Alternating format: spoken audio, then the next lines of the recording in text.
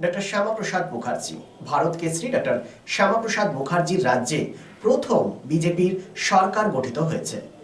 তার শপথ গ্রহণের যে অনুষ্ঠান, সেখানে আপ্লুত হয়েছিলেন আসানসোল উত্তরের বিধায়ক কৃষ্ণেন্দু মুখার্জি।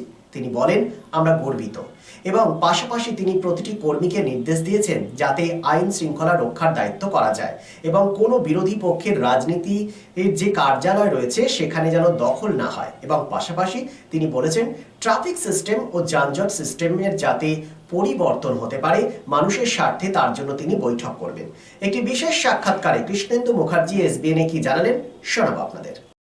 মুখার্জির পূর্ণভূমিতে আপনার সরকার গঠন করলেন, প্রধানমন্ত্রী এসেছিলেন এবং তিনি খুঁজে বের করেছেন ৯৭ বছরের বয়স্ক ব্যক্তিকে তিনি বের করেছেন, যিনি সহযোগী ছিলেন ডক্টর শ্যামাপ্রসাদ মুখার্জি, তাকে তিনি সংবর্ধনা দিয়েছেন। প্রথমে বলি, এই অনুভূতিটা আপনার কীরকম হচ্ছে? এই অনুভূতিটা কালকে ওখানে থেকে আমরা উপলব্ধি করলাম, বিশ্বাস হচ্ছিল এরকম সব কিছু উনি এত মন্ত্রী, উনি একটা ভগবান প্রদত্ত একজন মানুষ। উনি আছেন বলে আজকে সারা ভারতবর্ষ বিশ্বগুরু হওয়ার জায়গায় ১ নম্বর জায়গায় এবং কালকে পশ্চিমবঙ্গের পরিবর্তন কিন্তু ওনার জন্যই সম্ভব হয়েছে। প্রচারের কালে উনি যখন বলছিলেন যে ৯ তারিখে আমি আসবো শপথ করে, তখনই আমরা ঠিক করে নিয়েছিলাম যে পশ্চিমবঙ্গের পরিবর্তন হচ্ছেই, সেই পরিবর্তন হয়েছেন। কালকে এসেছিলেন এবং তার সঙ্গে আমরা এই ঐতিহাসিক মুহূর্তের সাক্ষী হতে পারলাম।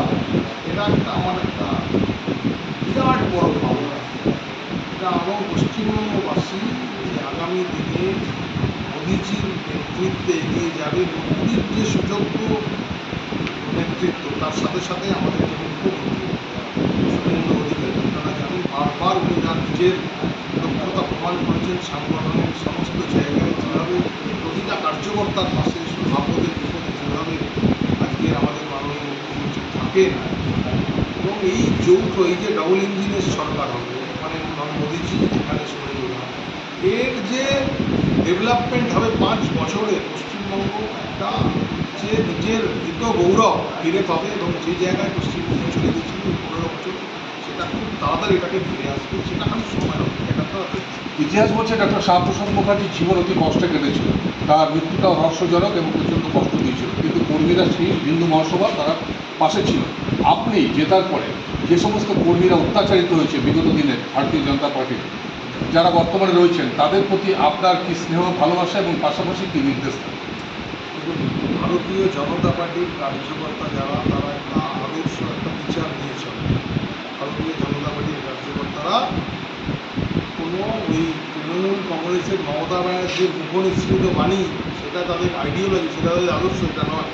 ভারতীয় জনতা পার্টি একটা সমুদ্র। দীর্ঘদিন ধরে ভারতবর্ষের বুকে ভারতীয় জনতা পার্টি হয়েছে এবং তার পেছনে বিচার পরিবারের একটা বিরাট সাপোর্ট, একটা দিক নির্দেশিকা রয়েছে। তার জন্য ভারতীয় জনতা পার্টির কার্যকর্তারা কখনো কিন্তু দিকভ্রষ্ট হবে না। এই সরকারে আসার পর ৪ তারিখের পর ভারতীয় জনতা পার্টির কার্যকর্তারা প্রচণ্ডভাবে সংযত রয়েছে। তাদের কাছে আমাদের নির্দেশ যে কোনোভাবে কোনো প্ররোচনায় পা দেওয়া যাবে না। কোনোভাবে যারা আমাদের ভোট দেয়নি, যারা আমাদের বিরোধী করে, যারা বিরোধী দলের জায়গায় আছে, যাদের দ্বারা আমাদের কার্যকর্তারা অত্যাচারিত হয়েছে, কোনো রকম প্রতিশোধ বা প্রতিহিংসা নেওয়া যাবে না। আইন শৃঙ্খলা কারণ নিজেকে হাতে নেবে না।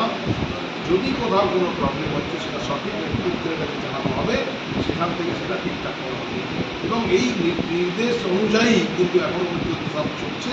বাকি বিক্ষিপ্ত যা যা কিছু ঘটনা ঘটছে, কিছু জায়গায় পার্টি অফিস দখল, কিছু জায়গায় পার্টি অফিস চালানো, আমরা সারাদিন আমাদের টিম, আমাদের কার্যকর্তারা রাস্তায় ঘুরে বেড়াচ্ছে, রাতে যাচ্ছে এবং যেখানে যা ঘটনা ঘটছে আমরা ফেরত দিয়ে দিচ্ছি। কোনো পার্টি অফিস দখল হয়েছে, দখল ইনস্ট্যান্ট তারপর একদিনের মধ্যেই হয়তো ফেরত হয়ে গেছে। এখানে আমার ওয়ার্ডের মধ্যে একটি পার্টি অফিস আগুন চালিয়ে হয়েছিল, কেউ বা কারা এখনো পর্যন্ত বোঝা যায়নি। সেই পার্টি অফিস আমরা নিজেরা দায়িত্ব নিয়ে আমরা সেই পার্টি অফিস তৈরি করে দিচ্ছি। এবং সবচেয়ে অবাক করা বিষয়, কিছু জায়গায় আমরা আইডেন্টিফাই করেছি যে যারা এই কর্মকাণ্ডের সঙ্গে যুক্ত, যারা এই হিংসা ছড়াচ্ছে, তারা সবাই কিন্তু ৪ তারিখের ২টোর পর বিজেপির ঝান্ডা নিয়ে, বিজেপির গেরুয়া আবির দেখে তারা এই ঘটনা ঘটাচ্ছে। এদের সঙ্গে, এই মানুষদের সঙ্গে বিজেপির কোনো যোগাযোগ নেই। কোনো মানুষকে যদি বিজেপির নাম করে কোথাও এইরকম জিনিস করে, বিজেপি নেতৃত্বদের সঠিক সময় জানানো, আমাদের ইনফরমেশান দেওয়া, এটা আমি বারবার বিভিন্ন মিডিয়াতে বলেছি, বিভিন্ন জায়গায় বলেছি। আজকে আবার আমি এই কথা বলছি, যদি আপনাদের মনে হয় কোনো জায়গায় কেউ প্ররোচনা সৃষ্টি করছে, কোনো একটা আইন শৃঙ্খলা ভাঙার চেষ্টা করছে, বিজেপির নাম করে বিজেপির ঝান্ডা নিয়ে, তৎক্ষণাৎ আপনারা জানান, সেই বিষয়ে তখনই ব্যবস্থা নেওয়া। প্রশাসনকে এই ব্যাপারে জানিয়ে দেওয়া হয়েছে। প্রশাসন অ্যাক্টিভ আছে, রাস্তায় নেমে প্রশাসন এটাকে কমব্যাট করছে, এটাকে সমর্থন করছে। আমাদের আস্থা এই জিনিস যা হয়ে গেছে আর এই জিনিস চলবে। মুখ্যমন্ত্রী পদে শপথ নেওয়ার পরে শুভেন্দু অধিকারী একটা কথা বলেছেন যে আমি এখন সকলের মুখ্যমন্ত্রী। অবশ্যই আপনার বিধানসভাতে আপনাকে সবাই ভোট দেয়নি, আপনার বিরোধিতা করেছেন, আপনি কি সবার বিধায়ক? অবশ্যই আমার সব মানুষ ভোট না দিলেও সে গণতান্ত্রিক পদ্ধতিতে, সংসদীয় গণতন্ত্রে যে বিধায়ক নির্বাচিত হয়েছে, তার মানে হচ্ছে আমি সমস্ত ভোটারদের আমি বিধায়ক। তাহলে আমার নৈতিক কর্তব্য, আমাদের নৈতিক দায়িত্ব, তাদের সুখ দুঃখ তারা যদি ভালো করে রাখতে পারে সেই ব্যাপারে আমাকে সবসময় সজাগ দৃষ্টি রাখতে হবে। 5 বছর পর আমার নির্বাচন আছে, যেভাবে এই সরকারকে মানুষ ছুঁড়ে ফেলে দিল, সেই রকম যদি আমরা ওই রকম কাজকর্ম করতে থাকি, তাহলে আমাদেরকেও কিন্তু মানুষ ছুঁড়ে ফেলে দেবে। জনতা জনার্দন হচ্ছে সবচেয়ে মূল। তাহলে মানুষের, সাধারণ মানুষের ডিস্টারবেন্স হবে, এইরকম কোনো কাজ করা যাবে না, কোনো কাজ অ্যালাউ করা যাবে না। মানে আপনারা করবেনও না, কেউ কোনো কিছুর মধ্যে ইনভলভ থাকবে না, যদি করে কেউ বাধা দেবেন তাতে, এটা করা যাবে না। যে কোনো অন্যায় প্রতিবাদ করবে, এই জন্য মানুষ আমাদের ভোট দিয়েছে, প্রতিবাদ করার জন্য, ঠিকভাবে চলার জন্য এত বড় ম্যান্ডেট। এটাকে কিন্তু কাঁটায় কাঁটায় ফলো করতে হবে। যদি না হয়, শুভেন্দু অধিকারী খুব স্ট্রিক্টলি এটার উপর কিন্তু নির্দেশ আছে, একদম নির্দেশ আছে। কোনো ভুল যদি হয়ে যায় কিন্তু শুধরাবার টাইম পাওয়া যাবে না। নির্দেশ অক্ষরে অক্ষরে পালন করছি। তার জন্যই যেখানে যেখানে পার্টি অফিস অত্যুৎসাহী কিছু মানুষজন দখল করে নিয়েছিল, তৃণমূলের, সিপিএমের, কংগ্রেসে, আমরা দায়িত্ব নিয়ে, আমাদের কার্যকর্তার দায়িত্ব নিয়ে, আমাদের লিডারশিপ দায়িত্ব নিয়ে সেই পার্টি অফিসগুলোকে যথাযথভাবে যে জায়গায় ছিল সেই জায়গায় ফিরিয়ে দিচ্ছি। শুভ হোক সর্বক্ষণ।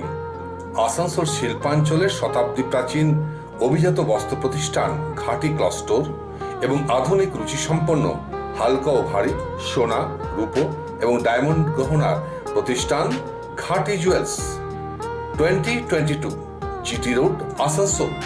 Mobile number 9734151700 and 8389950456.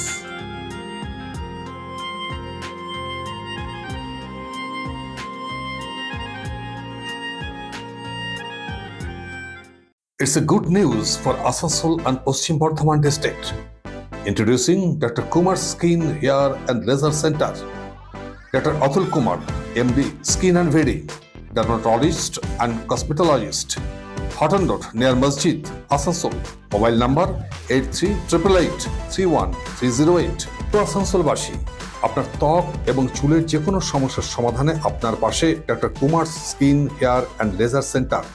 Doctor Atul Kumar, MD, Skin and Very, dermatologist and cosmetologist. Mobile number 8388831308. So please come. Dr. Kumar's Skin, Hair and Laser Center, Hotton Road near Masjid, Asansol.